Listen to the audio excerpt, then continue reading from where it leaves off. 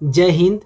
चलिए अब हम लोग राज्य शिक्षा शोध एवं प्रशिक्षण परिषद बिहार पटना के द्वारा जो चेतना सत्र संसाधन सामग्री है उसका हम लोग 26 मार्च 2026 का देखते हैं क्या दिया गया है आज के दिन के लिए खास। तो चलिए हम लोग शुरू करते हैं। आज का दिन जो है सबसे पहले देखते हैं महादेवी वर्मा। महादेवी वर्मा का जन्म 26 मार्च 1907 को हुआ था। फर्रुखाबाद उत्तर प्रदेश में इनका जन्म हुआ था। महादेवी वर्मा जो थी वे हिंदी भाषा की प्रख्यात कवयित्री थी। महादेवी वर्मा की गिनती हिंदी कविता के छायावादी युग के 4 स्तंभ जो सुमित्रानंदन पंत, जयशंकर प्रसाद और सूर्यकांत त्रिपाठी निराला के साथ की जाती है। यानी कि जो छायावादी युग के 4 कवि थे उनके साथ इनकी भी गिनती की जाती है, जैसे सुमित्रानंदन पंत, जयशंकर प्रसाद और सूर्यकांत त्रिपाठी निराला और महादेवी वर्मा। ये सब छायावादी कवि हैं। दीप शिखा पथ के साथी, श्रृंखला की कड़िया, अतीत के चलचित्र, नीरजा उनकी कुछ अमर कृतियों के नाम है। दीप शिखा पथ के साथी, श्रृंखला की कड़िया, अतीत के चलचित्र, नीरजा। दीप शिखा पथ के साथी, श्रृंखला की कड़िया, अतीत के चलचित्र, नीरजा। ये सब महादेवी वर्मा के जो है अमर कृतियाँ हैं।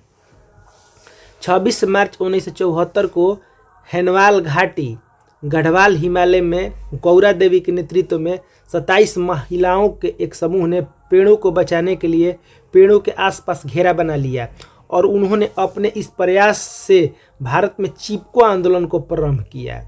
तो आज ही के दिन 26 मार्च 1974 को हैनवाल घाटी में गढ़वाल हिमालय में जो है गौरा देवी के नेतृत्व में 27 महिलाओं ने ऐसा कारनामा किया था, जो कि पेड़ों को बचाने के लिए उनको घेर लिया और 4 आसपास में घेरा बना लिया, जिसको चिपको आंदोलन का आरंभ माना जाता है। 26 मार्च 1973 को गूगल के को फाउंडर लैरी पेज का जन्म अमेरिका के मिशिगन में हुआ था। जो गूगल के को फाउंडर है, जो उनका जन्म 26 मार्च 1973 को अमेरिका के मिशिगन में हुआ था। लैरी पेज ने सर्गी ब्रिन के साथ मिलकर गूगल की शुरुआत की थी। लैरी पेज ने सर्गी ब्रिन के साथ मिलकर के गूगल की शुरुआत की थी।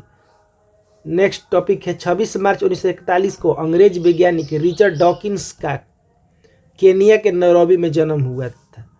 1976 में प्रकाशित उनकी किताब द सेल्फिश जीन में उन्होंने जीन केंद्रित क्रम विकास के बारे में बताया था। तो अंग्रेज एक वैज्ञानिक थे जिनका नाम था रिचर्ड डॉकिंस।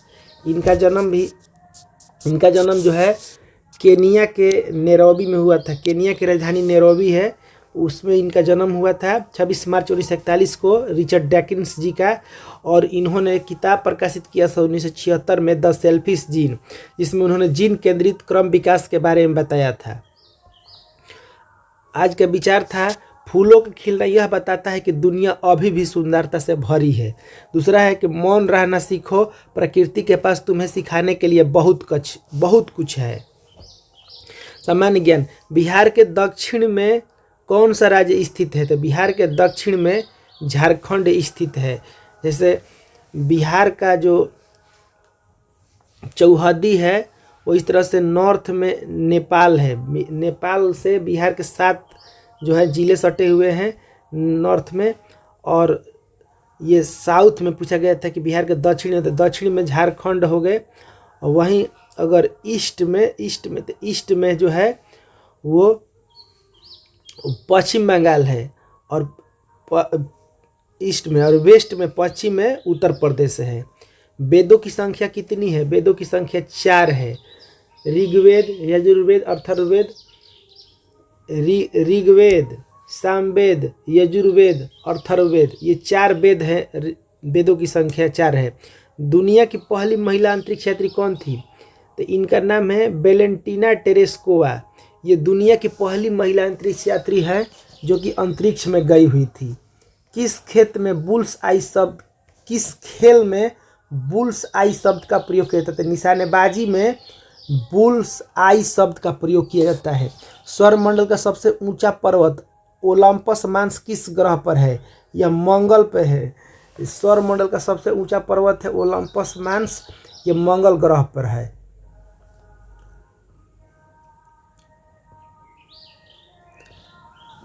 अब यहाँ पर तर्क ज्ञान से संबंधित कुछ प्रश्न दिए गए हैं।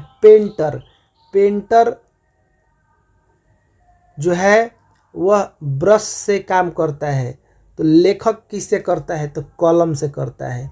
रसोइया का काम रसोई में है, तो किसान का काम कहाँ है? तो किसान का काम खेत में है। सेफ्टी, ये कुछ रीजनिंग दिए हुए हैं जो कि 2, 4, 10, 40, 120, 240। तो ये आगे क्या होगा ये बताया गया है।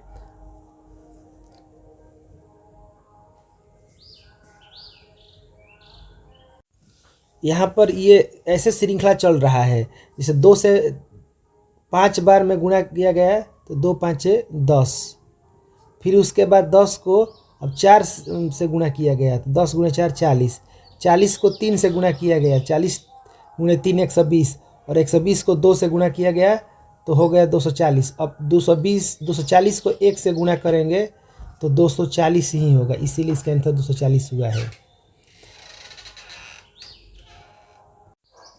यहाँ जो दूसरा जो नंबर सिस्टम वाला रीजनिंग दिया गया है, यहाँ पर जैसे 5, 16, 51, 158, उसके बाद ये 481 आया है, तो पता करना है कि कैसे आया है 481।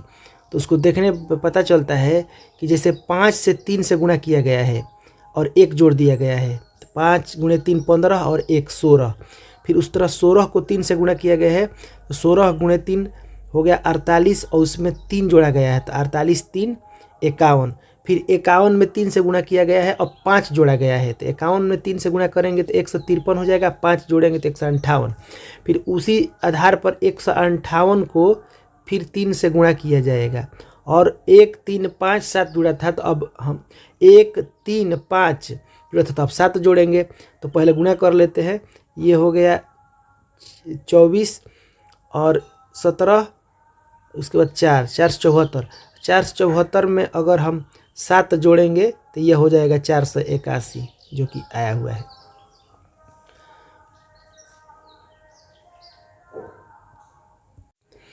इसमें जो सीरीज चल रहा है वह 4 से गुणा करके अगले शब्द को मतलब अगले नंबर को लिखा गया है। जैसे 1 गुणे 4 4 हो गया, फिर 2 गुणे 4 8, 6 गुणे 4 24, फिर ये 22 गुणे 4 करेंगे तो 28 हो जाएगा। अब भाषा ज्ञान हम लोग देखते हैं। सेफ्टी जो होता है, सेफ्टी मतलब सुरक्षा, और डेंजर का मतलब खतरा होता है। यूजफुल का मतलब उपयोगी, और यूजलेस का मतलब बेकार। जनरल मतलब सामान्य, और स्पेशल मतलब विशेष। होप का अर्थ है आशा, और डिसपेयर का मतलब निराशा। इनोसेंट मतलब बेगुनाह, और गिल्टी का मतलब होता है दोषी। रिमेंबर मतलब याद रखना, और फॉरगेट का मतलब भूलना या भूल जाना। कुछ संस्कृत से हिंदी के अर्थ दिए गए हैं। घृत का मतलब घी होता है। वृद्ध का मतलब बूढ़ा। तीर्ण का मतलब तिनका। स्तंभ मतलब खंभा। हास्य का अर्थ हंसी, और भ्रमर का मतलब भ्रमरह मतलब भौरा होता है। प्रेरक प्रसंग है। एक घटना है 1974 की, जो उत्तराखंड के चमोली जिले के रेणी देवी गांव में घटी थी। सरकार ने खेल का सामान बनाने वाली एक कंपनी को गांव के पास के 2500 पेड़ों को काटने का ठेका दे दिया था। जब ठेकेदार के मजदूर कुल्हाड़ी लेकर आए तो गांव के पुरुष किसी काम से बाहर गए हुए थे। गांव में केवल महिलाएं और बच्चे थे। तभी गौरा देवी नाम की एक साहसी महिला के नेतृत्व में गांव की 27 महिलाएं हैं, जंगल की ओर दौड़ पड़ी। उन्होंने देखा कि मजदूर पेड़ों पर कुल्हाड़ी चलाने ही वाले थे। गौरा देवी निडर होकर के पेड़ के सामने खड़ी होकर चिल्लाई, भाइयों, यह जंगल हमारा मायका है, इसे काटोगे तो बाढ़ आएगी, हमारे घर बह जाएंगे। पेड़ों को काटने से पहले तुम्हें हमें काटना होगा। जब मजदूर नहीं माने तो गौरा देवी और महिलाओं ने एक अनोखा रास्ता अपनाया। वे हर एक पेड़ से लिपट गई, यानी कि उससे चिपक गई। उन्होंने मानव श्रृंखला बना ली ताकि कोई भी कुल्हाड़ी पेड़ तक ना पहुंच सके। ठेकेदारों के आदमियों ने उन्हें डराने धमकाने की कोशिश की, गालियां दी, डंडे दिखाए, लेकिन महिलाओं ने अपनी जगह से टस से मस नहीं हुई। अंततः महिलाओं के इस सत्याग्रह और अहिंसक प्रतिशोध के सामने ठेकेदार को हार माननी पड़ी और मजदूर वापस लौट गए। यह खबर पूरे देश में आग की तरह फैल गई और तत्कालीन सरकार को मजबूर होकर अगले 15 सालों के लिए हिमालयी क्षेत्रों में पेड़ों को काटने पर रोक दिया गया, रोक लगानी पड़ी। फिर से वही है, आज का जो 26 मार्च 1974 को हैनवाल घाटी गढ़वाल हिमालय में गौरा देवी के नेतृत्व में 27 महिलाओं के एक समूह ने पेड़ों को बचाने के लिए पेड़ों को आसपास घेरा बना लिया और उन्होंने अपने इस प्रयास से भारत को चिपको आंदोलन का प्रारंभ किया। महादेवी वर्मा का जन्म 26 मार्च 1907 को फर्रुखाबाद उत्तर प्रदेश में हुआ था। वे हिंदी भाषा की प्रख्यात कवित्री थी।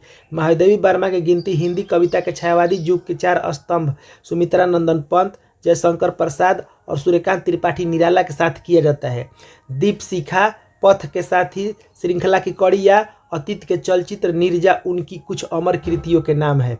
26 मार्च 1973 को गूगल के को फाउंडर लैरी पेज का जन्म अमेरिका के मिशिगन में हुआ था। लैरी पेज ने सर्गी ब्रिन के साथ मिलकर गूगल की शुरुआत किया था।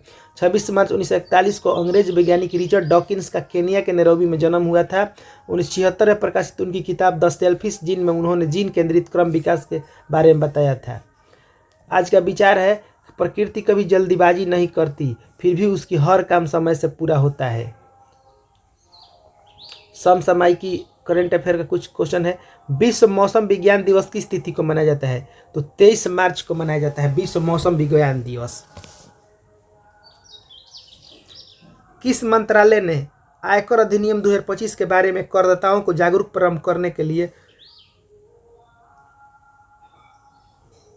अभियान शुरू किया? तो वित्त मंत्रालय ने आयकर अधिनियम 2025 के बारे में करदाताओं को जागरूक करने के लिए एक अभियान शुरू किया है। उस अभियान का नाम प्रारंभ 2026। उत्तर प्रदेश के किस ऐतिहासिक स्थल को हाल ही में राष्ट्रीय भू विरासत स्थल घोषित किया गया है? नेशनल जियो हेरिटेज साइट घोषित किया गया है। तो कलिंजर किला पहाड़ी को 22 वर्ष की आयु में दुनिया के सबसे कम उम्र के सेल्फ मेड अरबपति कौन बने हैं? तो ये बने हैं सूर्या मिधा। ये सबसे कम उम्र में 22 वर्ष की उम्र में ये सेल्फ मेड अरबपति बन गए हैं सूर्या मिधा। रिफ्ट घाटी, ये सामान्य ज्ञान का प्रश्न है। पहला प्रश्न है कि रिफ्ट घाटी का निर्माण किस प्रक्रिया से होता है? तो ये होता है भ्रंशन के द्वारा, फॉल्टिंग के द्वारा होता है, फॉल्टिंग। फिर दूसरा क्वेश्चन है कि विश्व का सबसे बड़ा डेल्टा कौन सा है?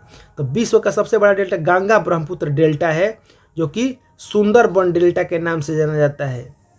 डोलड्रम्स पेटी कहाँ पाई जाती है? तो डोलड्रम्स पेटी जो है यह भूमध्य रेखा के 5 डिग्री उत्तर और 5 डिग्री दक्षिण के बीच पाई जाती है। किस प्रकार की वर्षा विश्व में सर्वाधिक होती है? तो संवहनीय वर्षा जो है विश्व में सर्वाधिक होती है। संवहनीय वर्षा विश्व में सर्वाधिक होती है। एल नीनो की उत्पत्ति किस महासागर से होती है?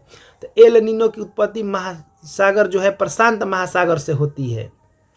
भाषा ज्ञान है। भीति मतलब होता है दीवार। इसमें शब्द में बड़ी और छोटी की मात्रा के ऊपर रहे, जैसे कि ये छोटी, जैसे भीति मतलब दीवार, वही भीति का मतलब होता है डर या भय। मरीचि मतलब किरण, और एक जो मरीचि है इसका मतलब सूर्य होता है। मेघ मतलब यज्ञ भी होता है, मेघ माने, और मेघ का मतलब बादल होता है। वदन माने मुख और बदन मतलब शरीर होता है। वसन मतलब वस्त्र और व्यसन माने बुरी आदत या लत। विशिख माने बाण और विशिखा का मतलब गली होता है।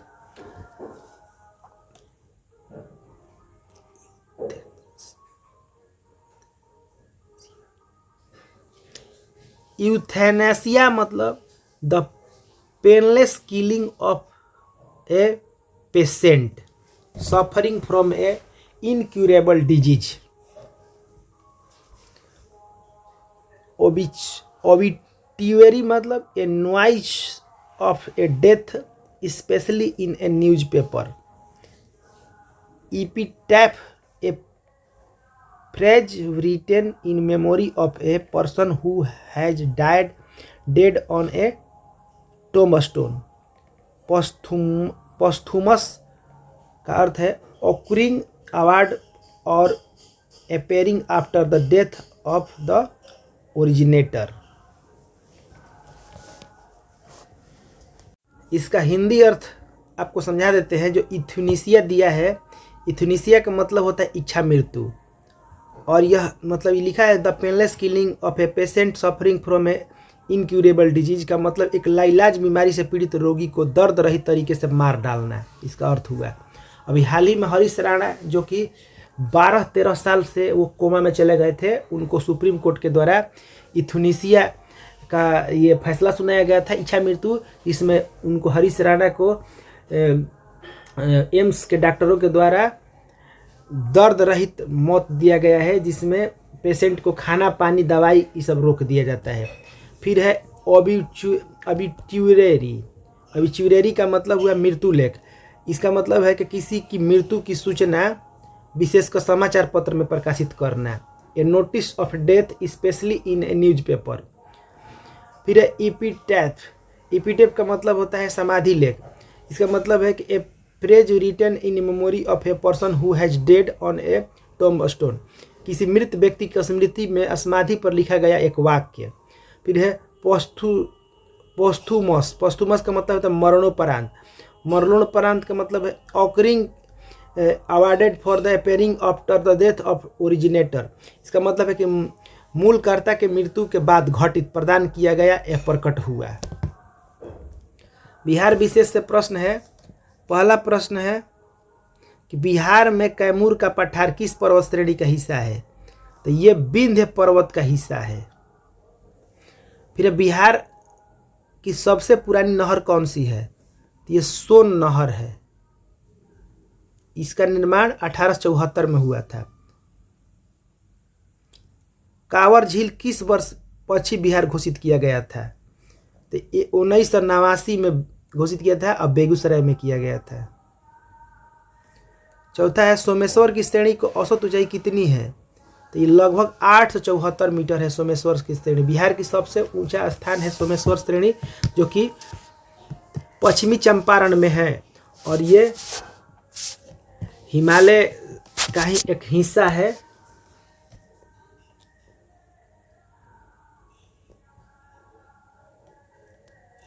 अब यहाँ पर एक प्रश्न है रीजनिंग का। 6 से हो रहा है 222, तो 7 क्या होगा? तो आपको अब देखना है कि ये किस तरह से 6 जो है 222 बन गया है, तो 7 कैसे बनेगा 350। तो यहाँ पर आप इसका लॉजिक यही है कि ये 6 को क्यूब निकाला गया है और उससे 6 जोड़ा गया है। जैसे 6 का पावर 3 प्लस 6, तो ये हो जाएगा 6 के पावर 3 का मतलब है 216, और उसमें 216 में 6 जोड़ा जाएगा तो हो जाएगा ये 222। ठीक उसी प्रकार आपको अब 7 से निकालना है, तो 7 का क्यू करेंगे और उसमें 7 जोड़ेंगे। 7 का क्यू करेंगे तो 7 का क्यू होता है 343, और उसमें 7 जोड़ेंगे तो हो जाएगा 350, जो कि आपको 350 इसका आंसर होगा। फिर दूसरा क्वेश्चन जो सीटिंग अरेंजमेंट का क्वेश्चन है, बैठने की व्यवस्था को लेकर के ये दूसरा क्वेश्चन है। इसमें 4 लड़कियां G1, G2, G3, G4 का एक मेज के चारों ओर बैठी है। G1 और G3 आमने सामने है, और G2 G3 के बाएं है, तो G4 के दाएं कौन है? तो माना कि वो गोलाकार या चौकोर मेज पर केंद्र की ओर देख रही है, और G1 और G3 आमने सामने बैठी है।